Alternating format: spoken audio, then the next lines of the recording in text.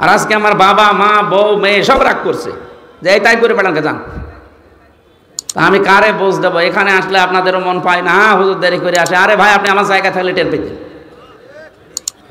ম্যাডামকে সময় দেবো, সে 10 মিনিট সময় নেই, বলে যান এটাই করে বেড়ানকে যান, আপনার সংসার করা লাগবে না। আপনাদের কারণে আমার সংসার নষ্ট হয়ে যাচ্ছে। আমার মা বাবা আজকে গরম দিচ্ছে, কি করো কি বলবো তাদের বলেন? আমি কি ডেট নিতে চাই? ওই মাওলানা হোসাইনকে মানুষ পাগল করে ফেলে। আমি আবার বলছি, আপনার হাতে পায়ে ধরে, সারা দেশে এটা যাচ্ছে, সবাইকে বলছে, আন্দাজে ভুল বুঝবেন না। আর কিছু মানুষ প্রতারণার শিকার হচ্ছেন। এই শেষে 16 একটা নাম্বার আছে, এটা এক হিন্দুর নাম্বার, নয়ন দাস। এই শয়তান কিছু মুসলমান মিডিয়ার সাথে হাত করে আমার ছবি পেছনে লাগিয়ে কম্পিউটারের মাধ্যমে ওরা মানুষের কাছে টাকা নিচ্ছে যে হুজুর ডেট দিচ্ছে, অথচ আমার ডেট খালি নেই, সারা দেশ জানে। এই কিছু মানুষ অজ্ঞ, আবেগে টাকা দিচ্ছে, 10,000 5,000 করে দিয়ে ধরা খাচ্ছে। পোস্টার ছাপিয়ে বলছে আমাদের পোস্টার হয়ে গেছে, আপনি আসেন। আসবো মানে? আমার ওই দিন মাহফিল চট্টগ্রাম, আর আপনি দিয়েছেন সিলেটে, আমি যাবো কি করে? আর আপনার মাহফিল আমি জানিই না। এই জন্য আমি আবার আহ্বান করছি, এই 16 নাম্বারটা যদি ধরতে পারেন কেউ, ওরে পিটিয়ে মেরে ফেলবেন, এতে যা হয় আমি দেখবো। এই শয়তানের কারণে সারা দেশ থেকে মানে মুসিবতের শেষ নেই, মানুষও ধোকা খাচ্ছে। এই যে এতগুলো মানুষ এখন যদি ধোকা খেত, আমারা যদি দাওয়াত না দিতে বলতো 16 নাম্বার প্রতারকের কাছে, আর 70, এই দুইটা, এটা রবি নাম্বার, শেষে 16 একটা, শেষে 70 একটা। এরা বিভিন্ন জায়গা থেকে কম্পিউটারে খুব পারদর্শী, বিভিন্ন জায়গায় আমার ছবি এখানে পেছনে লাগিয়ে বসে মুখ নড়াচ্ছে। এত চালাকের আর এত এত এক্সপার্ট। কত প্রশাসনকে দিলাম যে ভাই ধরে দেন, না কেউ পারছে না। এখন আমি কি করব? কালকেও মাহফিলে চট্টগ্রামে ধোকা দিয়েছে মানুষকে, সেখানে বলে 1.5-2 লাখ মানুষ, বলছে হুজুর দাওয়াত নিয়ে আসে না, অথচ আমি জানিই না ওই 16 নম্বরে ধোকা খেয়েছে। এই ময়মনসিং সেদিন ধোকা খেয়েছে। এটা বারবার সরাতে পারো না। মিডিয়ারগুলো কি করে কেরা? নাকি এরা ওর সাথে জড়িত আছে? না না, এর থাকতে পারে না। না ধরতে পারো না, কি করো? কি গ্রুপ চালাও, এক এক গ্রুপকে দেওয়া যায় না যে এই 16 নাম্বারে 70 নাম্বারে কেউ ধোকা খাবেন না? এইগুলো ছড়াতে পারো। রাশমিকার নাম মুখ দিয়ে একবার বের হইলো, সেটা ছড়াতে পারো, আর এটা ছড়াতে পারো না।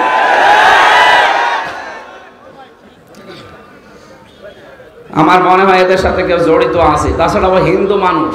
প্রশাসনকে একবার দিলাম কুষ্টিয়া সদর থানায়, উনি মোবাইল চেক করে এই নাম্বারটা, ওদের যে কায়দা আছে গোয়েন্দা বিভাগে, বলছে এটা নয়ন দাস বলে একজন, ওর বাড়ি হচ্ছে কুমিল্লা। তাফসির আকারে কথা বলবো ইনশাআল্লাহ। কোরআনের তাফসির হবে কোরআন টু কোরআন দিয়ে। আল্লাহ পাক উদাহরণ দিচ্ছেন, দৃষ্টান্ত দিচ্ছেন, একটা উপমা পেশ করছেন আমাদের সামনে। একটা গ্রামের, কিসের? সিরাজগঞ্জের এখানে যা আসলাম, এটা বড় সাড়ুটিয়া নাকি নাম দেখলাম, তাহলে এটা একটা গ্রাম। আপনি মনে করবেন এই গ্রাম সম্পর্কে আজকের আয়াত নাজিল হয়েছে, যদিও এটা নাজিল হয়েছে মক্কা। এই গ্রাম সম্পর্কে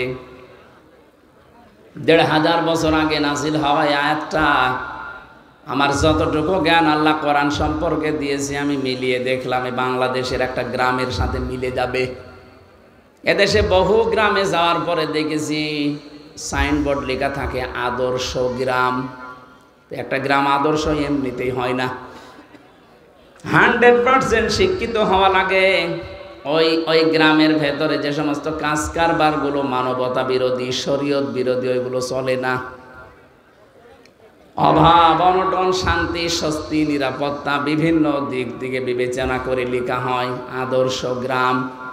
পরশুদিন যেখানে ছিলাম লেখা ছিল আদর্শ আন্দোলিয়া, তার মানে গ্রামটা 100% শিক্ষিত মানুষ। কোরআনে আল্লাহ যে আয়াতটা দিয়ে গ্রাম সম্পর্কে উপমা দিচ্ছেন, এই গ্রামটার নাম হচ্ছে বাক্কা। নাম কি? বাক্কা। এটা মক্কার প্রাচীন নাম। আল্লাহ পাক বলেন ইন্না আউয়ালা বাইতি উযিআ লিন-নাসি লাল্লাযী বিবাক্কাতা মুবারাকা ওয়া হুদাল লিল আলামিন। অবশ্যই এই পৃথিবীতে সর্বপ্রথম একটা ঘর প্রতিষ্ঠিত হয়েছে। প্রথম বানিয়েছে আল্লাহ ফেরেশতাদের দিয়ে, দ্বিতীয় বানিয়েছে হযরতে আদমকে দিয়ে, এরপরে বানিয়েছে হযরতে নূহকে দিয়ে, এরপরে বানিয়েছেন ইব্রাহিম আলাইহিস সালাম আর ইসমাইলকে দিয়ে। এখন মাঝে মাঝে শত সংস্কার হয়, কিন্তু সর্বপ্রথম আল্লাহ পৃথিবীতে ঘর বলতে যা বোঝায় ওইটা বানিয়েছে কাবা শরীফকে। দুইটা জিনিসের ভেতরে এখনো পর্যন্ত রাখা আছে। এক নম্বরে ফিহি মুবারাকান, এটা বরকতময় করে দিয়েছে আল্লাহ, কিয়ামত পর্যন্ত এটা বরকত দিয়ে ভরপুর থাকবে। মুবারাকান ও হুদান, এর ভেতরে আল্লাহ পথ নির্দেশিকা রেখেছেন লিল আলামিন, বিশ্ববাসীর জন্য। এবার আসেন তো আয়াত থেকে আল্লাহ আমাদের জানাতে চান কি? তাফসিরে মুফাসসিরিন ইকরাম লিখেছেন, আমি বহু তাফসিরে আয়াতের সাথে মিলিয়েছি, সব মুফাসসির লিখেছেন আমান দাখালাহু কানা আমিনা, এই কাবায় যদি কেউ প্রবেশ করে আল্লাহ তাকে নিরাপত্তা দিয়ে দেয়।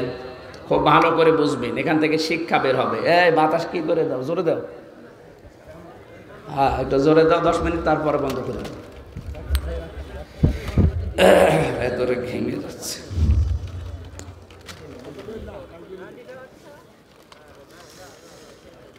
আল্লাহ পাক বলেন কাবার চত্বরে কেউ আসলে তাকে নিরাপত্তা দেওয়া হয়। আমার প্রশ্ন, এই বাংলাদেশ কি কাবা শরীফ? কথা বুঝে বললেন? এই দেশ তো আর কাবা শরীফ না। এখানে কাবা শরীফের কি আছে বলেন? কিছুই নেই না। মসজিদ আর কাবা আলাদা। কিয়ামতের দিন কাবা শরীফ শুধুমাত্র ইঞ্জিন হয়ে জান্নাতে যেতে থাকবে। ইঞ্জিনের সাথে যেমন বগি থাকে, তামাম দুনিয়ায় যত জায়গায় মসজিদ আছে, এই মসজিদে যারা সেজদা দেয় তাদেরকে প্যাসেঞ্জার করে ওর সাথে আল্লাহ বগি বানিয়ে দেবেন। আমি যদি এখন মসজিদ ভিত্তিক জীবন গঠন না করি, মসজিদের সাথে আমার যদি সম্পর্ক না থাকে, ওই দিন ওই বগির ভেতরে আমি উঠতেও পারবো না, জান্নাতেও যেতে পারবো না। কথা বলেন না কেন? বিশ্বনবী জানিয়েছেন কিয়ামতে যে কঠিন ভয়াবহ অবস্থা আল্লাহ বানাবে। মানুষ ঘামের ভেতর অনেকে হাবুডুবু খাবে। দুধের বাচ্চার কথা সন্তানের মা ভুলে যাবে। মহিলাদের এই দৃশ্য দেখার পরে পেট ফেটে সন্তান বের হয়ে যাবে। এত কঠিন অবস্থা আমি তৈরি করব, কিন্তু এর ভেতরে 7 প্রকার মানুষকে যে আমার আরশের ছায়ায় স্থান দেব, তার 4 নম্বরে তারা যাদের সব সময় মসজিদের সাথে অন্তর লটকানো থাকে। তার মানে নামাজে গেলে নামাজ শেষ হলে বের হতে মন চায় না, কিন্তু কর্মজীবনের জন্য বের হওয়া লাগে। যখনই কর্মজীবনে যায়, নামাজের সময় হলে আবারও যেন ছটফট করে আবার আল্লাহকে সেজদা দেওয়ার জন্য চলে আসে। এরকম মন যদি কারো তৈরি হয়, কিয়ামতের দিন ওই লোকটা আল্লাহর জান্নাতে আরশের ছায়ার তলে স্থান পাবে। মাছের কলিজা দিয়ে আল্লাহ তাকে খাবার খাওয়াবে। এবার আমি যে উদাহরণটা নিয়ে এসেছিলাম, এবার দেখেন তো, আল্লাহ পাক বলেন অমাং দাখালাহু কানা আমিনা। হে নবী, আমি কিন্তু কাবাকে নিরাপত্তা দিয়ে ঢেকে রেখেছি। আমাদের দেশটা যেহেতু কাবা না, এদেশকে যদি কাবার মতো নিরাপত্তা দিতে হয়, কোরআনে কারিমে সূরা আনআম 7 নম্বর পারা 17 নম্বর পৃষ্ঠা 1ম নম্বর লাইনের 82 নম্বর আয়াতে দলিল দিয়েছেন। ওইটা যদি আমরা সত্যিই মেলাতে পারি, সারা পৃথিবী আমার এই বাংলাদেশের 56,000 বর্গ মাইল কাবার মতো শান্তি, স্বস্তি, নিরাপত্তা দিয়ে আল্লাহ ঢেকে দেবেন। কাবাকে নিরাপত্তা দিয়েছে কে? এ 56,000 বর্গ মাইল নিরাপত্তা দিতে পারে কে? আপনি বলেন না আমাদের র্যাব আছে। আরে ভাই, র্যাবেরই তো নিরাপত্তা লাগছিল কয়েকদিন আগে। কি পুলিশ পর্যন্ত আপনার সিরাজগঞ্জে 14 জন না 13 জন মারা গেছে, পিটিয়ে মেরে ফেলেছে মানুষ। কুষ্টিয়াতে আমার বাড়ির আশপাশে অনেক পুলিশ ভাড়া থাকতো, কোথায় যে গেছে এখনো পর্যন্ত ফিরে আসেনি। ওরা জানে, ওর পরিবারও জানে না ও কোথায় আছে। পুলিশ পর্যন্ত নিরাপত্তা পায়নি ওই সময়। আল্লাহ পাক এবার কি জানিয়েছেন দেখেন, আপনার জীবনে মেলে কিনা। আল্লাযীনা আমানু ওয়া লাম ইয়ালবিসু ঈমানাহুম বিযুলমিন উলাইকা লাহুমুল আম ইলা আখির আয়া।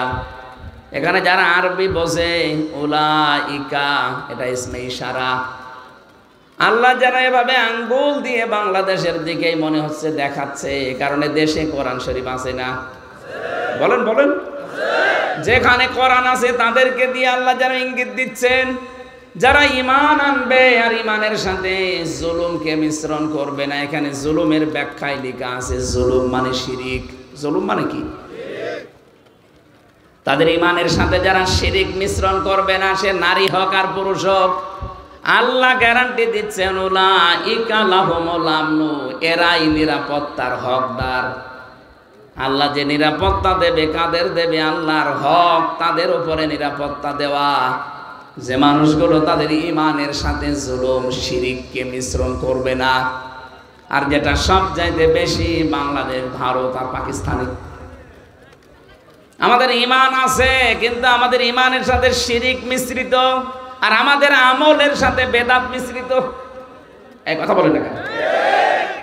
আখলিস দীনাকা ইয়াকফিকাল আমালুল কলিল, তোমার ঈমানটা খাঁটি করো, শিরিক মুক্ত করো। বেশি আমল করার দরকার নেই, অল্প আমল করলে ওটা যদি বেদাত মুক্ত হয়, আল্লাহ তোমাকে জান্নাতের জন্য যথেষ্ট বানিয়ে দেবে। এই জন্য কোরআনে যেখানে আমলের কথা দেখবেন, বেশি বেশি আমল করে কথা আল্লাহ দেয়নি। কোরআন শরীফে যেখানে আমলের কথা আছে, কাজের কথা আছে, কাজটা বেশি করে করো না, কাজটা ভালো করে করো। আল্লাযী খালাকাল মাউতা ওয়াল হায়াতা লিয়াবলুয়াকুম আইয়ুকুম আহসানু আমালা। তিনি সে আল্লাহ যিনি তোমাদের মাউত আর হায়াত বানিয়েছেন। সিরাজগঞ্জবাসী আয়াতের দিকে একটু তাকান। আল্লাযী খালাকাল মাউতা দিয়েছেন আল্লাহ, আগে কিন্তু মাউতের কথা, এরপরে হায়াতের কথা।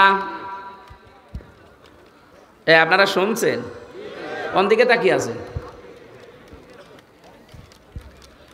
খালাকাল হায়াতা ওয়াল মাউতা আল্লাহ দেয়নি, আল্লাহ দিয়েছেন আগে মউত এরপরে হায়াত। এটা দিয়ে আমাদেরকে বোঝাতে চাই, বান্দা তুমি যত উপরে ওঠো না কেন, এই বিশ্বাস নিয়ে থাকবা যে মরা লাগবে। কি করা লাগবে? এই জন্য মরণের কথা আল্লাহ আগে দিলেন, পরে দিলেন হায়াতের কথা। এখন হায়াত কি? আমরা অনেকেই মনে করি হায়াত মানে আমরা যেটাই আছি এইটাই না, 5 প্রকার হায়াত। তাফসীরের ভেতরে আমি পেয়েছি হায়াত হয় জান্নাতি ঠিকানা ইসলামিক চ্যানেল, বেলকুচি, সিরাজগঞ্জ। আপনার প্রিয় বক্তার মহাগ্রন্থ আল কুরআনের আলোচনা শুনুন।